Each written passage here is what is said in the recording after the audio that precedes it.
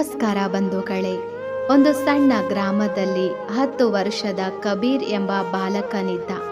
ಅವನ ತಂದೆ ಕ್ಯಾಂಡಲ್ ತಯಾರಿಸುವ ವ್ಯಕ್ತಿ. ಅವರ ಕುಟುಂಬ ಪೀಳಿಗೆಯಿಂದಲೂ ದೀಪಗಳನ್ನು ತಯಾರಿಸುತ್ತಾ ಬಂದಿತ್ತು.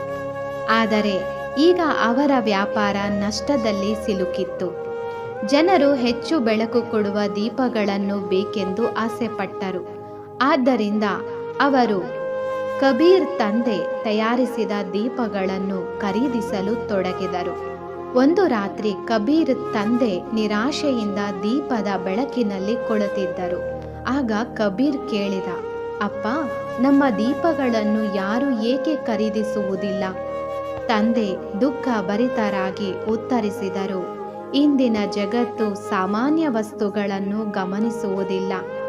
ಕಬೀರ್, ಹೆಚ್ಚು ಸಮಯ ಬೆಳಗುವ ವಿಶೇಷತೆ ಇರುವ ವಸ್ತುಗಳನ್ನೇ ಜನರು ಮೆಚ್ಚುತ್ತಾರೆ ಎಂದರು ತಂದೆ. ಇದನ್ನು ಕೇಳಿದ ಕಬೀರ್ ಆಲೋಚನೆಯಲ್ಲಿ ಮುಳುಗಿದ. ನಾವು ಕೂಡ ಅನನ್ಯವಾದ, ಯಾರೂ ತಯಾರಿಸದ ಒಂದು ಅದ್ಭುತ ದೀಪ ತಯಾರಿಸಬಹುದೇ ಎಂದು ಮನಸ್ಸಿನಲ್ಲಿ ಪ್ರಶ್ನಿಸಿಕೊಂಡ. ತಂದೆಗೆ ಸಹಾಯ ಮಾಡುವ ಉದ್ದೇಶದಿಂದ ಹೊಸ ಪ್ರಯೋಗಗಳನ್ನು ಪ್ರಾರಂಭಿಸಿದ. ಸುಗಂಧಕ್ಕಾಗಿ ತೆನೆ ಸೇರಿಸಿದನು, ಆದರೆ ದೀಪಗಳು ಬೇಗ ಕರಗಿಬಿಟ್ಟವು. ಬಣ್ಣಕ್ಕಾಗಿ ವಿಶೇಷ ಬಣ್ಣ ಬಳಸಿದನು, ಆದರೆ ಅದು ಬೆಳಕಿನಲ್ಲಿ ಮಾಯವಾಗಿ ಹೋಯಿತು. ಕೊಬ್ಬರಿ ಎಣ್ಣೆ ಸೇರಿಸಿದನು, ಆದರೆ ದೀಪ ಕಡಿಮೆ ಹೊತ್ತಿಗೆ ಮಾತ್ರ ಬೆಳಗಿತು. ಎಷ್ಟೇ ವಿಫಲತೆಯು ಬಂದರೂ ಕಬೀರ್ ಹಿಂಜರಿಯದೆ ಮುಂದುವರಿದ. ಪ್ರತಿ ರಾತ್ರಿ ಪುರಾತನ ಪುಸ್ತಕಗಳನ್ನು ಓದುತ್ತಾ ಹೊಸ ಪ್ರಯೋಗಗಳನ್ನು ಮಾಡುತ್ತಿದ್ದ. ಒಂದು ರಾತ್ರಿ ಕಡಿಮೆ ಬೆಳಕಿನಲ್ಲಿ ಓದುತ್ತಿದ್ದಾಗ ಅವನಿಗೆ ಒಂದು ಹೊಸ ಕಲ್ಪನೆ ಹೊಳೆದಿತು. ಈ ದೀಪ ಹೆಚ್ಚು ಹೊತ್ತು ಬೆಳಗುವುದು ಮತ್ತು ಬಣ್ಣಗಳು ಹಂತ ಹಂತವಾಗಿ ಬದಲಾಗಬಹುದು ಎಂದು ತೀರ್ಮಾನಿಸಿದ. ವಿಶೇಷ ಎಣ್ಣೆಗಳು, ಬಣ್ಣಗಳನ್ನು ಕಲಿಸಿ ದೀರ್ಘಕಾಲ ಬೆಳಗುವ ದೀಪಗಳನ್ನು ತಯಾರಿಸಲು ಮುಂದಾದ. ಕಠಿಣ ಪರಿಶ್ರಮದ ಕೆಲವು ವಾರಗಳ ನಂತರ ಕಬೀರ್ ಒಂದು ವಿಶಿಷ್ಟ ಕ್ಯಾಂಡಲ್ ಅನ್ನು ತಯಾರಿಸಿದ. ಮೊದಲಿಗೆ ಹಳದಿ ಬಣ್ಣದಲ್ಲಿ ಬೆಳಗಿತು. ಕೆಲವು ಕ್ಷಣಗಳ ನಂತರ ನೀಲಿ ಬಣ್ಣ ಆಯಿತು. ಕೊನೆಗೆ ಕೆಂಪು ಬಣ್ಣಕ್ಕೆ ಬದಲಾಯಿತು.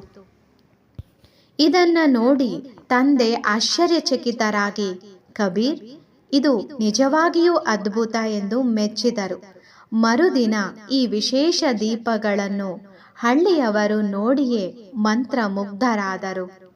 ಊರವರು ಇದರ ಬಗ್ಗೆ ಚರ್ಚಿಸಲು ಶುರು ಮಾಡಿದರು. ನಗರದಿಂದ ವ್ಯಾಪಾರಿಗಳು ಬಂದು ಈ ಬಣ್ಣ ಬದಲಾಯಿಸುವ ದೀಪಗಳನ್ನು ಖರೀದಿಸಬೇಕು ಎಂದು ಆಸಕ್ತಿ ತೋರಿದರು. ಅವರ ವ್ಯಾಪಾರ ಮತ್ತೆ ಬೆಳೆಯಿತು. ತಂದೆಗೆ ಹೊಸ ಧೈರ್ಯ ಬಂದಿತು. ಜನರು ಕಬೀರ್ ಬಳಿ ಕೇಳಿದರು, ನೀನು ಹೇಗೆ ಈ ಸಾಧನೆ ಮಾಡಿದೆ ಎಂದು.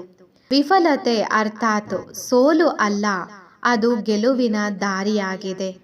ನೀನು ನಿನ್ನ ಕನಸುಗಳ ಮೇಲೆ ನಂಬಿಕೆ ಇಟ್ಟರೆ ಅವು ನಿಜವಾಗುತ್ತವೆ.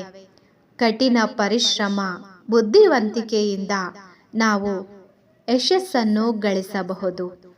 ಓಕೆ ಸ್ನೇಹಿತರೆ, ಈ ವಿಡಿಯೋ ನಿಮಗೆ ಇಷ್ಟವಾದಲ್ಲಿ ಮತ್ತೊಂದು ವಿಡಿಯೋನಲ್ಲಿ ಭೇಟಿಯಾಗೋಣ. ನಮಸ್ತೆ.